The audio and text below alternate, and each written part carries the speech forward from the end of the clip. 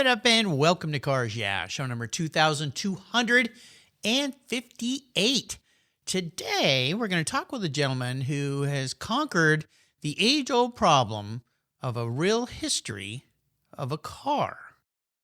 I think you know what I'm talking about. But if you don't, sit tight, buckle up, and be prepared to be inspired. This is Cars Yeah, where you'll enjoy interviews with inspiring automotive enthusiasts. Mark Green is here to provide you with a fuel injection of automotive inspiration. So get in, sit down, buckle up, and get ready for a wild ride here on Cars Yeah.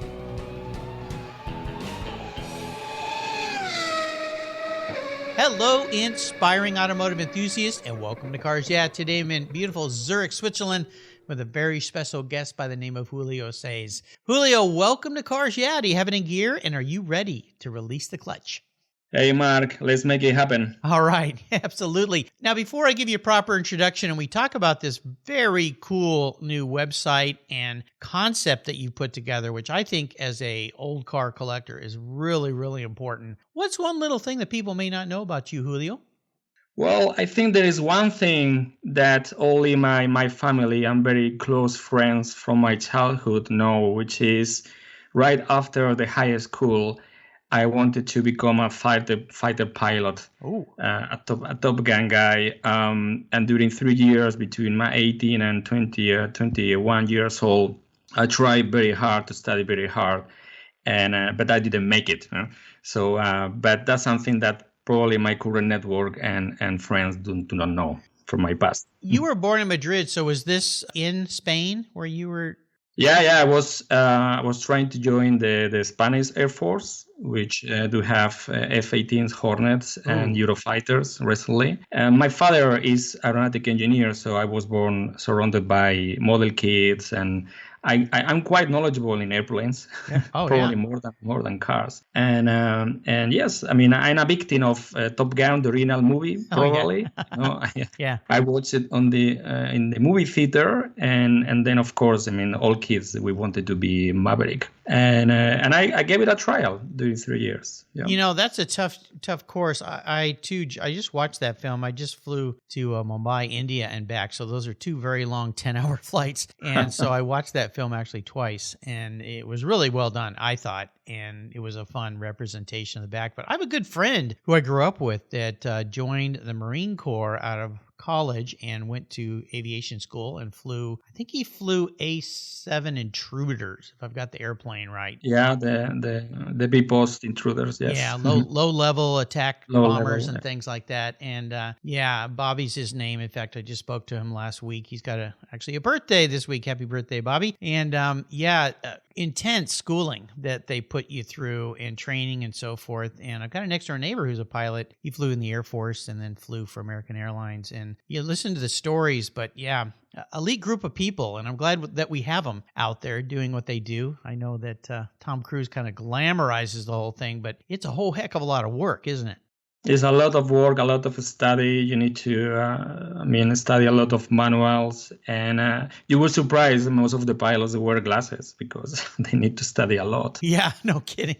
Yes. Well, we're going to talk about something very cool that you've created. So let me give you a proper introduction. Julio Saiz is the founder of The Motor Chain. It's a better way to manage, preserve, share, and transfer the history of your classic vehicles throughout their lifetime. He's conquered the documentation paradox. You own the car, but you don't own her information. Julio was born in Madrid, as I said. He now lives in Zurich, Switzerland. His career was in computer science. He's a go-kart racing driver, a car collector, and a self-described keeper. He just can't seem to let a car go and still owns the first car that he ever bought. And here's a fun fact about Julio. All of his cars are over 15 years old. Same for me, Julio, so we share something there. His passion for old cars and accurate documentation led to his creation of The Motor Chain. We'll learn more about The Motor Chain and Julio in just a moment, but first a word from our sponsor, so give them a little love. They keep the petrol in the tank here, and we'll be right back.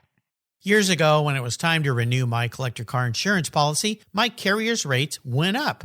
way up. But my usage was the same, and I never made a claim. I didn't even have a ticket. So what's with that? So I turned to American Collectors Insurance. Has your collector car insurance recently raised your rates for no good reason? Tired of paying an annual membership fee? Then it's time to look around and call American Collectors Insurance. I shopped around, I asked friends for recommendations, and found a winner that I can trust. And boy, I'm glad I did. I saved hundreds of dollars every year and slept better at night knowing my baby was properly insured. American Collectors Insurance have been protecting vehicles since 1976. They provided me with an agreed value insurance policy backed by their history of taking great care of their clients. What could be better than that? So give them a call and ask for a quote today. 866-ACI-YEAH. That's 866-224-9324. And protect the ones you love like I did with American Collectors Insurance. Classic car insurance designed by collectors for collectors.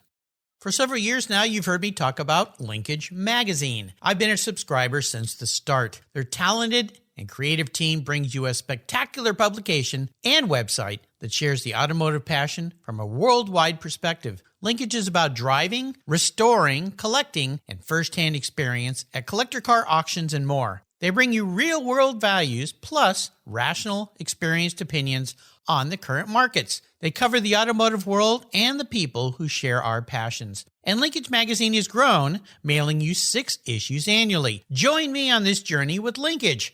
They're geared for the automotive life. You can subscribe at linkagemag.com. 20, 50, or 100 years from now, will there be a workforce to care for the collector vehicles we love? With auto shop programs disappearing across the country, it's a question we enthusiasts have to ask. That's why I support the RPM Foundation, which exists to ensure that the critical skills necessary to preserve and restore these vehicles aren't lost to time. One of the many ways RPM, which is short for Restoration, Preservation, and Mentorship, is accomplishing this goal is through workforce development initiatives. The RPM apprenticeship program enables the next generation of artisans to earn a living while they learn the craft of restoring and preserving these vehicles directly from industry professionals. The Endangered Skills Program documents the process of masters training future craftspeople on a variety of critical skills in danger of being lost forever. For more information on how the RPM Foundation is driving the future of the collector vehicle skills trade, visit RPM Foundation today. They're one of the charities of choice here on Cars Yeah! So Julio, let's take a little walk through your career first before it leads up to the development and creation of the motor chain, because I know you love cars. I mentioned that you love to drive go-karts and race go-karts. That's very cool. Worked hard to be a fighter pilot. But let's talk about a little bit of your history, because you were in computer science and so forth, and now you've broken off and you're entrepreneuring it into the bold world of entrepreneurship, but you've developed something pretty cool. So can you take us to a little bit of history first before we talk about the motor chain? Of course, Mark. So, as I mentioned before, after giving a trial to the fighter pilot 3 years, then my father and we decided to study computer science engineer, because that was giving it was the shortest path to get a job, basically. And I'm also very familiar with electronics, because I've been a gamer, video gamer, and still I am. So for me, it was a bachelor degree, which it was easy to get, and I started working in IT. I was service desk guy, I was developer. And then in 2003, I shifted a little bit my career, because I get certification in IT security and auditing, which was a little bit rare at that point of time. And that was the starting point for a career in IT governance, security, and compliance, which it was the core of my career until 2018-19, when actually I came out with the idea of the motor chain. Now, so you started this concept of the motor chain right before the world kind of broke into pieces here. Yes. So I always say right before COVID, although I'm guessing maybe there was a benefit there because your focus was probably all on developing that, since you couldn't really do a whole lot of other things. Am I correct in that assumption? 100%. I remember we had the first physical workshop in November 2019. And I put together a very nice group of developers and design thinkers. And I was just giving all my idea, all the business model, and we started the design. And then in March 2020, everything went sideways, wrong, right? Yeah, sideways. But it didn't impact on us. Why? Because we were used to work remotely, and the motor chain has been since the very beginning very international. So working from different countries, developers are in Valencia, in Spain. The core of the team is here in Switzerland. I have testers in the US, in the UK, in Germany, and we work all in remote. And that was the original plan. So actually, the pandemic didn't impact on us so much. I like it. Well, this idea of correct, and I love the word too, chain, this linking of information together that happens throughout the history of an automobile is so often broken and rusted and not connecting very well. And I'm a great example of that. I just sold a car last year. All my regular listeners know about my Orange Crush, the Porsche that I had for 14 years. And the story I was told when I got that car evolved and developed over time and kept changing. And up to the moment I sold it, I got what we call here the Paul Harvey, who was a great radio host, the rest of the story, which I think is accurate now because I got it from the horse's mouth. So this idea of tracking a vehicle and making sure that all the history is correct is really important. I also had a race car at one point that I was told was one guy had it before, and then it turns out it was someone else, and then it evolved into somebody else. So walk us through how this would all work, and how do you control if these facts are real or not, or are there ways for people to go and augment them and change them as they learn the Paul Harvey rest of the story when it comes to a car? Yeah. Well, first of all, you say there is a paradox in our hobby, which is you own the car, but you don't own the information. The information is all over the place. It stays within the former owner's archives. There is some information in the shops that look after the car during the years. The manufacturer have information. There are experts in the model or in the brand which have been gathering information, and they sell that information today.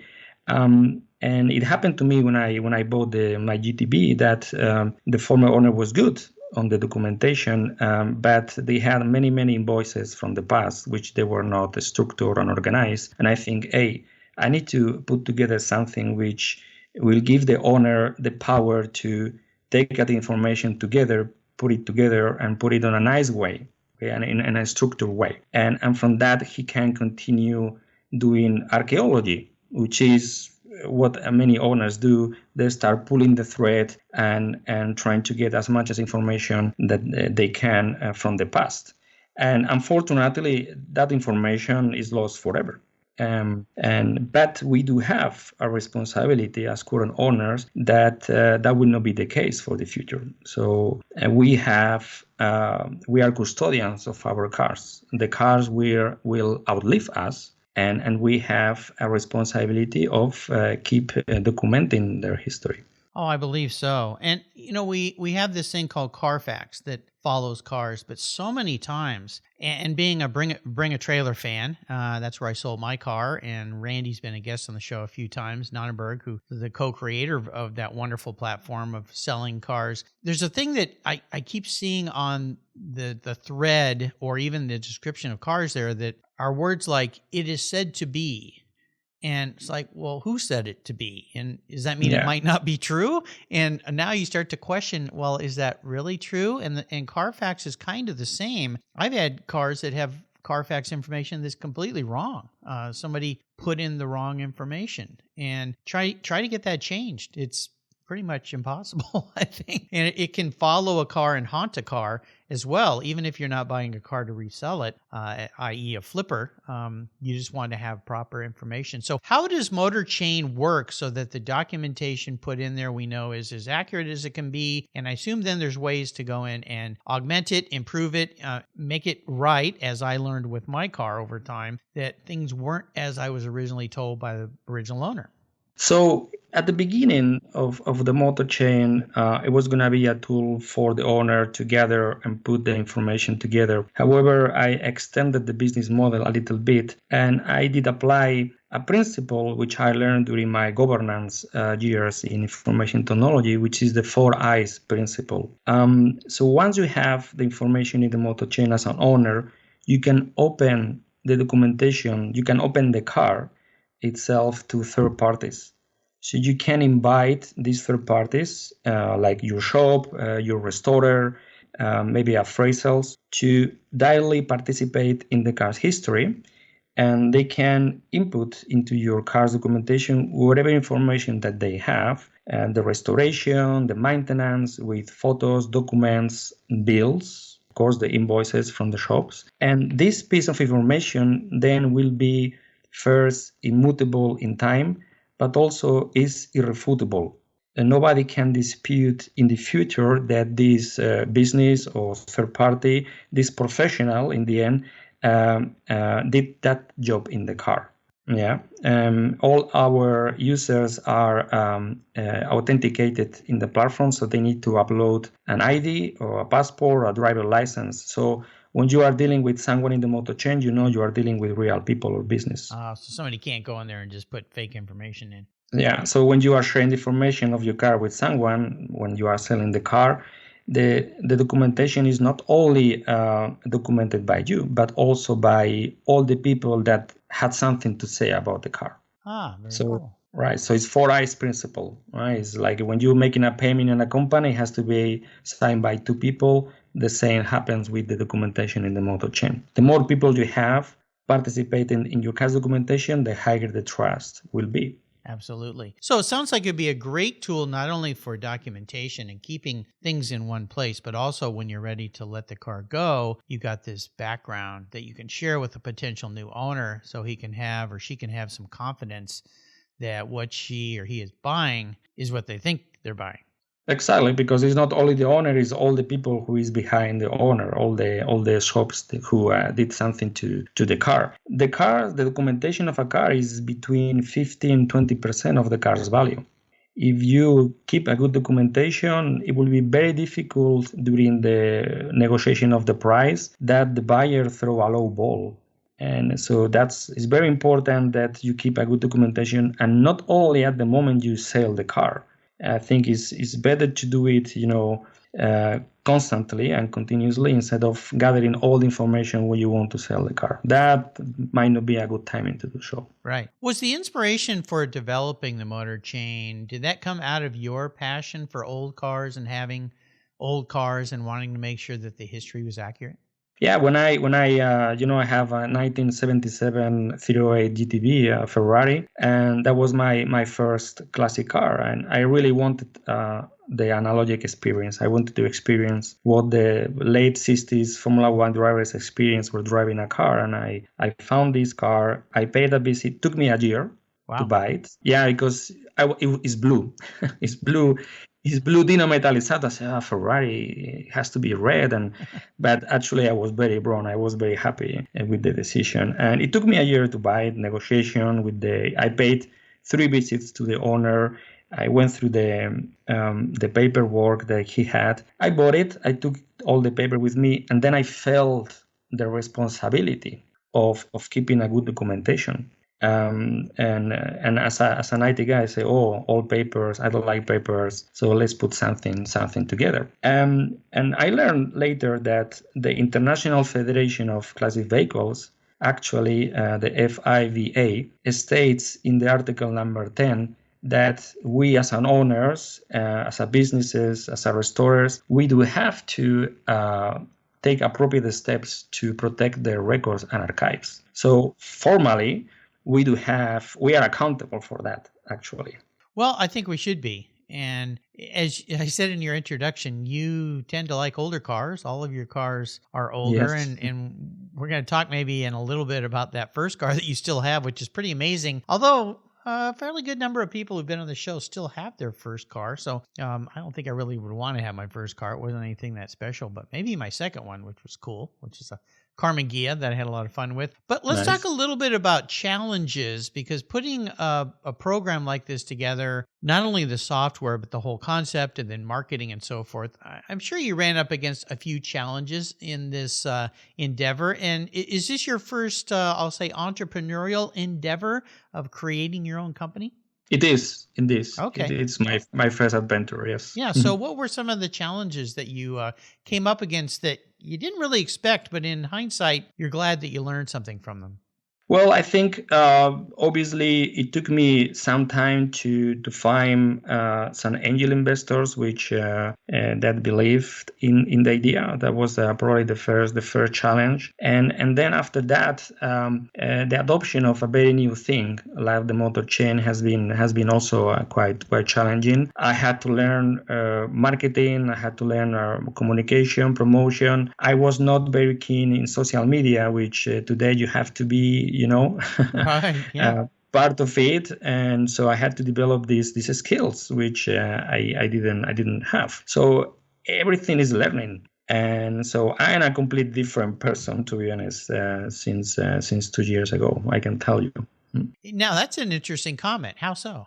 Well, I mean, because everything I learned. I had different. I have small failures, small successes, and everything is a journey together. That's for sure.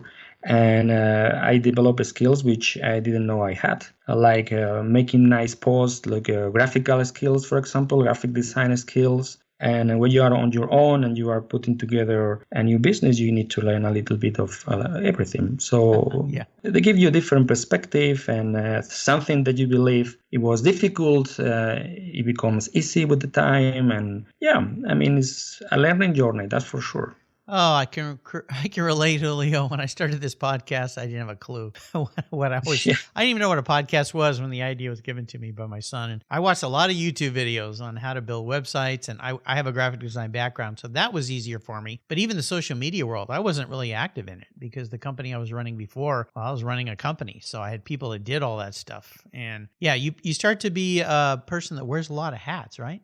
Yeah, jack of many trades, master of none. That's how I describe myself very frequently. But this is how I like to build my career, also in the IT. I mean, I learned a little bit of everything, but I didn't specialize myself in anything in particular either. So I'm happy with that. Yeah, it's great. Bravo to you. When you think about your bucket list idea and looking ahead to the next maybe 2 or 3 years, what are your goals for the motor chain? Mark, when I'm feeling down and demotivated and I have a bad day to keep pushing, I see myself in the cockpit of a late 60s Formula One racing in Monaco. Okay. Nice vision. I've been to Monaco Historique a couple of times. I really like that place. My idol is Jim Clark. No question. The best Formula One driver ever, in my opinion. And when I see the Lotus 49, oh my goodness.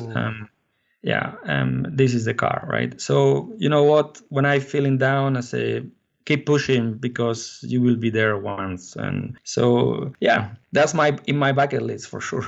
Oh, very, very nice guy. There was a gentleman, actually, he raced Formula One for a short time named Pete Lovely, who lived here where I live. I met him when I moved to the Pacific Northwest, and he had a shop along with a guy named Butch Dennison. Now, Butch still has his shop, although he's just on the verge of retiring and handing it off to somebody, Dennison International. But originally it was Pete Lovely Racing, and Pete had a Lotus 49. And he vintage raced that car. He raced that car back in the day. And yeah, that car, at least for my generation, I'm much older than you, is the epitome of what a Formula One car should look like.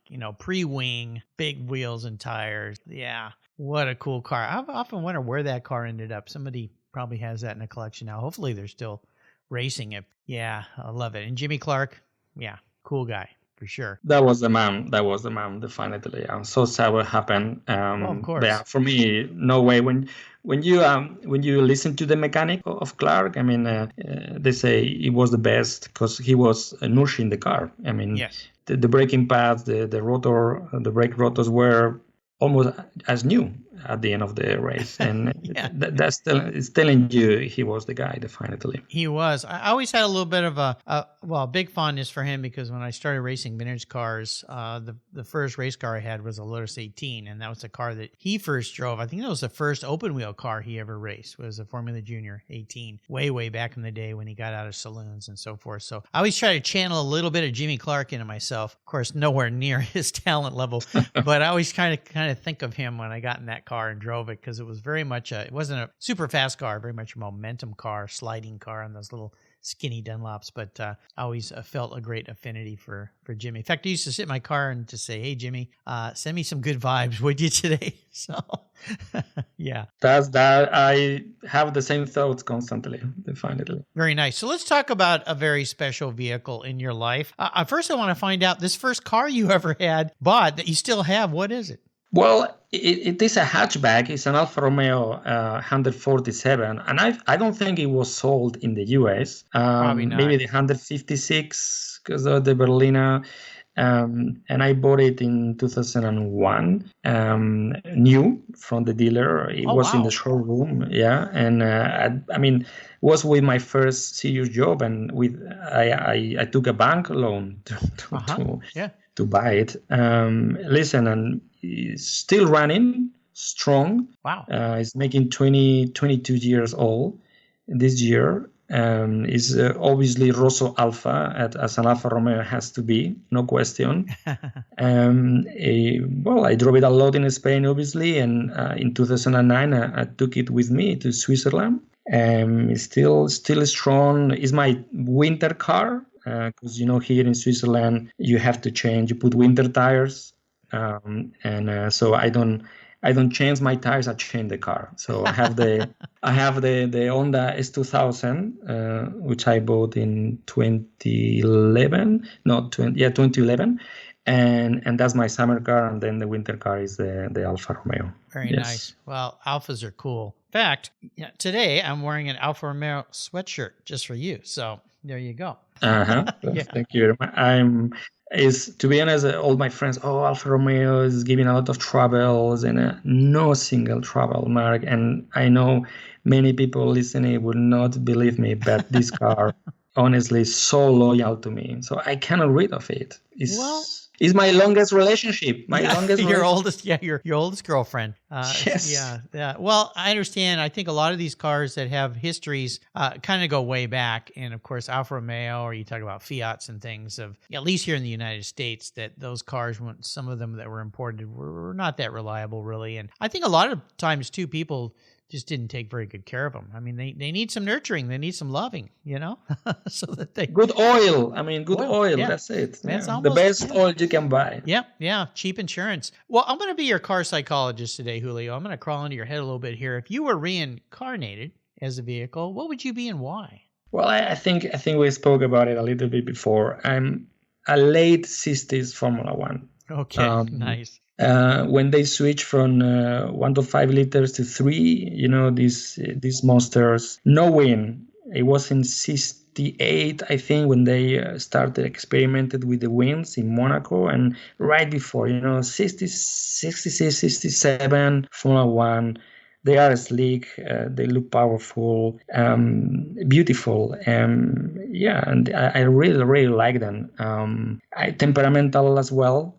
Can imagine these things were difficult to drive, like I am a little bit. I have a strong character from time to time, but I'm skinny, I'm small, and temperamental. Yeah, it has to be a late 60s Formula One. Well, you think about that time period: Ferrari, Brabham, BRM, Porsche, Lotus, Matra, Gurney Eagles. Honda, yeah. John Surtees, Honda, Lotus, of course. I mean, just some magical cars, just wonderful, wonderful cars. And what's not to love there, for sure. I found that people that are successful in life have found ways to give back and help others. This website you've created is doing just that. When I think about the proper history of a vehicle and how much that can help people, not only in selling cars so that and buying cars, you have the right thing, but just the right history, because these things, as time goes, become more and more historical artifacts. And I think about where I am in my life, and I look at cars that back when I was a kid were only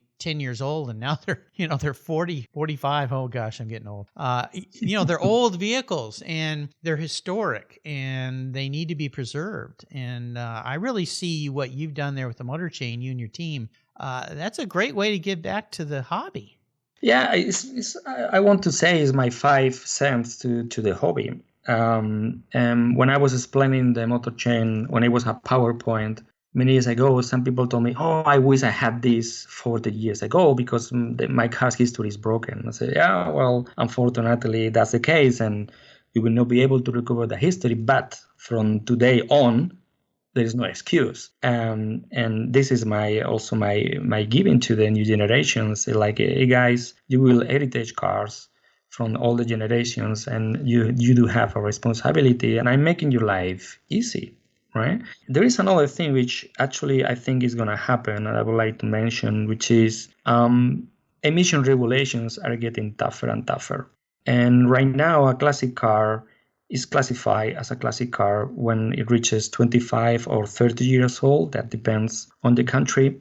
But I truly believe we owners will have to demonstrate our car is worthy to stay on the road versus emission regulations. And we'll have to demonstrate our car is significant, is original, or has been restored, preserving the authenticity. And all of that is going to be in the documentation. So it might happen that regulations go into that way, and we'll have to be ready for that. Well, that's a really important point, because you're right. The regulations that are getting more and more stringent, and here in the United States, we're seeing states like California saying, well, 2035, you can't sell a brand new car that's a nice engine anymore.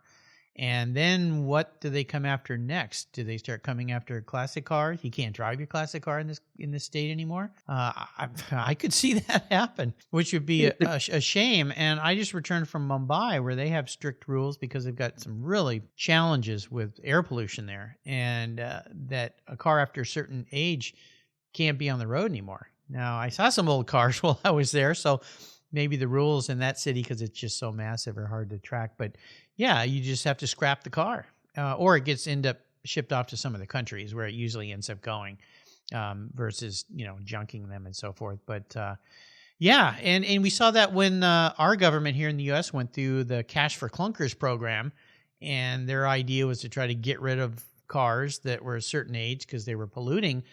But you kind of wonder how many great collectible cars were trashed during that time that could have been preserved and saved for the future. So good point. Yeah. Yeah.